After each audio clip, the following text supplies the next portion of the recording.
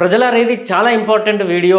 రాజకీయ నాయకులు, గవర్నమెంట్ ఉన్నతాధికారులు అంటే ప్రిన్సిపల్ సెక్రటరీలు, చీఫ్ సెక్రటరీలు వీళ్ళ ఆధ్వర్యంలో రియల్ ఎస్టేట్ దందా బోకర్ వ్యాపారులు వీళ్ళందరూ కలిసి ప్రజలకు సంబంధించిన వాల్యుబుల్ భూములను ఏ విధంగా మాయం చేస్తారో ఈ వీడియో ఖచ్చితంగా చూడాలి ప్రజలారా. ఇది అందరికీ ఉపయోగపడే వీడియో. అయితే ఫస్ట్ రేవంత్ రెడ్డి ముఖ్యమంత్రి కాకముందు పిసిసి ప్రెసిడెంట్ ఉన్నప్పుడు 2023 కంటే ముందు వారానికో ప్రెస్ మీట్ పెట్టేది ప్రజలారా. వారానికో ప్రెస్ మీట్ పెట్టి చీఫ్ సెక్రటరీనన్నా, ప్రిన్సిపల్ సెక్రటరీలను, లేదంటే హెచ్ఓడీలను, కలెక్టర్లను, ఆర్డీఓలను అందరినీ ప్రెస్ మీట్ పెట్టి గట్టిగా వాళ్ళ అవినీతి బయటికి చెప్పేది ప్రజలారా. మరి రేవంత్ రెడ్డి పిసిసి ప్రెసిడెంట్ ఉన్నప్పటి ఫైర్ ఇప్పుడు ఏమైంది రేవంత్ రెడ్డి? నువ్వే కదా ఈ అధికారులు టిఆర్ఎస్ ప్రభుత్వం కుమ్మక్కై ఏ విధంగా అవినీతి చేస్తారని వారానికో ప్రెస్ మీట్ పెట్టి చెప్పినావు. నువ్వు అంతగానో మొత్తుకుంటా అంటే తెలంగాణ ప్రజలు, కాంగ్రెస్ శ్రేణులందరూ ఏందో అనుకున్నారు. అమ్మో ప్రజల సమస్యల మీద, రైతుల భూముల మీద, ధరణి పోర్టల్ మీద గట్టిగా ప్రెస్ మీట్ పెట్టి అధికారులందరినీ అడ్డగోలుగా నిలవెత్తు ప్రశ్నిస్తున్నాడు, గర్జిస్తున్నాడు, నిన్ను నమ్మిలు వాళ్ళు. మరి ఆ ఫైర్ ఏది రేవంత్ రెడ్డి నువ్వు ఇట్లా ఎన్నో ప్రెస్ మీట్లు పెట్టి ఉన్నతాధికారుల అవినీతి ఆరోపణలు లేకపోతే నిజాలు బయటికి తీసుకొచ్చినావు కదా.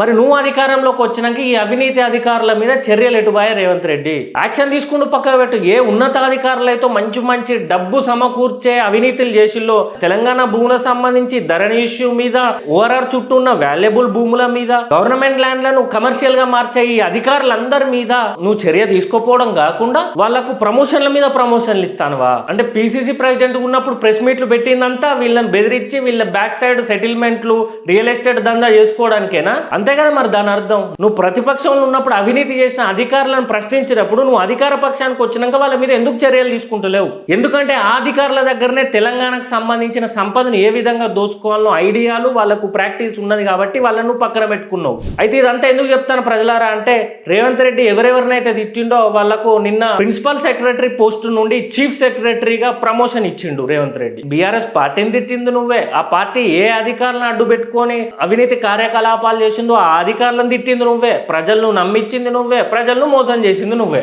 నువ్వు ప్రమోషన్ ఇచ్చిన నవీన్ మిట్టర్ పై ఎన్ని కేసులు ఉన్నాయి రేవంత్ రెడ్డి?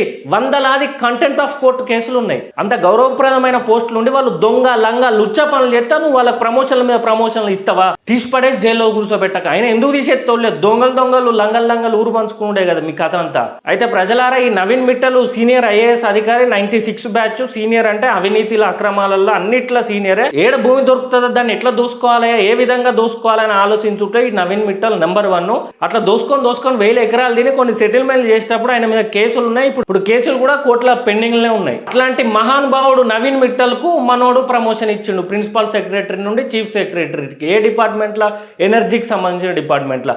అసలు ఇవాళ రేపు ప్రపంచంలో మంచి ఫోర్స్ఫుల్ మినిస్ట్రీ ఏదంటే అది ఎనర్జీయే. ఆ డిపార్ట్మెంట్ లో చీఫ్ సెక్రటరీ అండి. ఎన్ని కుంభకోణాలు చేస్తాడో ఏం చేస్తాడో మనోడు. ఏదో నోటుకు వచ్చినట్టు చెప్తలేని ప్రజలారు. ఈ నవీన్ మిట్టల్ అనేటోడు ఏ పదవి చేసినా, ఎక్కడైనా ఏ పోస్టింగ్లు ఉన్నా భూములు దోసుకోవడం, సెటిల్మెంట్లు, వాళ్ళ భార్య పేరు మీద రియల్ ఎస్టేట్, మొత్తం తెలంగాణ సంపద అంతా దోసుకుండే ఈ పని. అట్లాంటి వానికి ఈ రేవంత్ రెడ్డి ప్రమోషన్ల మీద ప్రమోషన్ ఇచ్చి పక్కన పెట్టుకున్నాడు ఎట్లా తెలంగాణ సంపదను దోసుకుందామని. ఇంక ఈ నవీన్ మిట్టల్ హైదరాబాద్ కలెక్టర్ ఉన్నప్పుడు గుడి మల్కాపూర్ 284/6 సర్వే నెంబర్ లో ఫేక్ ఎన్ఓసీ ఇచ్చిండు. దాని మీద కేసు నడుస్తుంది. ఇక దిగుతలేదు, అది దిగుతలేదు. 15 ఏళ్ళ నిరుపేదల భూములు కూడా వదలలే. మహేశ్వరం మండల్ నాగారం విలేజ్ లా ప్రిన్సిపల్ సెక్రటరీ రెవెన్యూ డిపార్ట్మెంట్ కు ఉన్నప్పుడు భూదాన్ ల్యాండ్స్ ఉంటాయి కదా ప్రజలారా, నిరుపేదలకు ఇచ్చేటి అవి తీసుకొని రియల్ ఎస్టేట్ బ్రోకర్లకు సెటిల్మెంట్ చేసిండు. ఇంక నవీన్ మిట్టల్ మహానుభావుడు సిసిఎల్ఏ చేసిండు, chief commissioner of land administration. మొత్తం తెలంగాణ భూముల కథ అంతా ఉంటది. ఎన్ని మాయం చేసిండో అవి ఎప్పుడు బయటకు వస్తాయో తెలియదు. ఇంకో విషయం మర్చిపోయిన, ఈయన కమిషనర్ టెక్నికల్ ఎడ్యుకేషన్ కి ఇంటర్మీడియట్ బోర్డుకు ఉండే కదా. అప్పుడు ఈ మిట్టలు కేటీఆర్ గారు ఇంటర్మీడియట్ పిల్లల పేపర్లు దిద్దేది ఏదో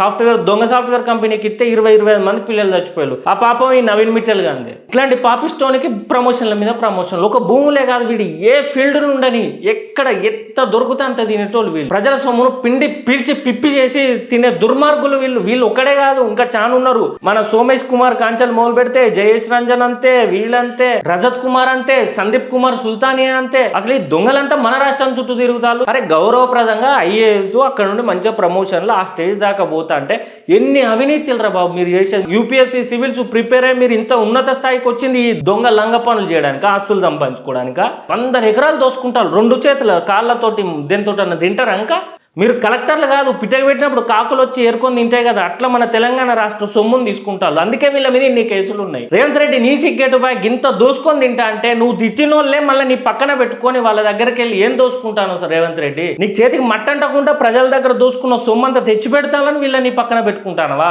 గవర్నమెంట్ ఉన్నతాధికారులకు మీరు కలెక్టర్లే కానీ, ఆర్డీఓలే కానీ, ప్రిన్సిపల్ సెక్రటరీలే కానీ, చీఫ్ సెక్రటరీలే కానీ విద్యార్థుల రాజకీయ పార్టీ మిమ్మల్ని వదిలిపెట్టదు. బీఆర్ఎస్ పార్టీని పట్టుకొని, కాంగ్రెస్ పార్టీని పట్టుకొని మేము అవినీతి చేసుకుంటా కాలక్షేపం చేస్తామంటే విద్యార్థుల రాజకీయ పార్టీ ఊకోదు. మళ్ళా చెప్తాను, అధికారులకైనా రాజకీయ నాయకులకైనా ఏదో రోజు విద్యార్థుల రాజకీయ పార్టీ అధికారంలోకి వస్తుంది. అధికారులను, రాజకీయ నాయకులను జైల్లో కూర్చోబెట్టి విద్యార్థుల రాజకీయ పార్టీ సత్తా చూపిస్తుంది. కాబట్టి అవినీతి చేసే అధికారులైనా రాజకీయ నాయకులైనా చాలా జాగ్రత్తగా ఉండాలని తెలియజేస్తూ జై తెలంగాణ, జై వీఆర్పీ.